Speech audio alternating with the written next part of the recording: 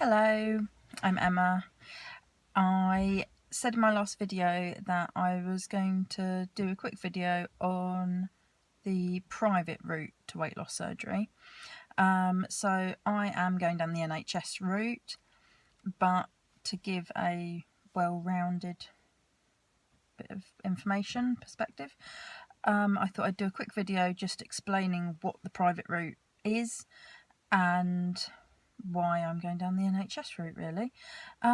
So if you are going private, it means you're paying for the surgery yourself. So you might be paying for it out of your savings, if you're lucky enough to have savings in the bank that can cover what is basically between £10,000 and £12,000, the surgery costs. You can get finance options through the private hospital that you go through. They normally partner with some kind of finance product provider, so that you can get a loan basically to pay a monthly amount towards your surgery. And you probably have to pay a deposit out of your own savings, and then you pay, I don't know, like a 24-month or 5-year plan to pay off the surgery. Obviously, to do that, you're going to need to pass their credit check. So going private might be, first of all, a financial barrier to a lot of people in accessing bariatric surgery. You have a lot more control over timescales if you go private. So if you go private, you contact your chosen hospital or your most local private hospital who offers bariatric surgery, and you ask for an initial consultation, which is normally with the surgeon or a senior member of their bariatric team. And once you've been to that initial assessment and they've deemed you at low risk during surgery, you could have surgery as soon as 4 weeks later. I've definitely heard of people who've made the initial appointment and then had the surgery within a month of that time. The surgeon will decide how long you might be required to do the liver reduction diet.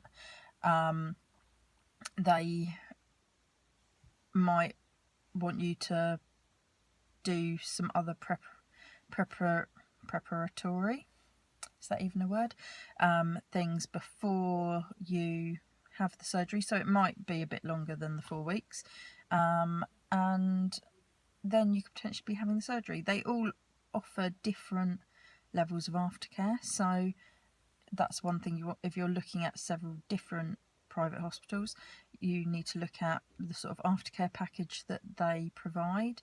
Are they going to be available to you for 12 months after your surgery, 2 years after your surgery? Will you have to pay per appointment for going back for aftercare, or is that included in the £10,000 to £12,000 that you're paying for your surgery? I think one of the big advantages of going private is how quickly you could have the operation done. On the flip side of that, it does mean less time to prepare yourself. So if you're going down the NHS route, they do a lot beforehand to make sure that you really thought this through, that you are prepared for surgery, that you're able to comply with medical advice, and you might have had counselling, you have probably done a nutritional course, a psychology of weight loss course. So going the NHS route really does give you a lot more time to sort of think about all these different changes that you're going to be making. In that vein, I do think that going via the NHS route does give you a lot more support and aftercare. Once you have your surgery on the NHS, you are under the bariatric team for 2 years after your surgery, and you can phone up the bariatric team at any point, ask them questions, etc. And there's no restriction on that. After the 2 years, they sign you off from their service, but I'm assuming that if you had a problem 4 years down the line, you would get back in touch with them, and that would be absolutely fine and covered under the NHS and all that kind of stuff. So I hope that this has given you a bit of an overview over what the private route to bariatric surgery is, and helps you sort of compare the two routes, NHS versus going private. Be sure to subscribe if you want to hear some more videos about weight loss surgery, and yeah, so I will make some more videos, so tune in for those.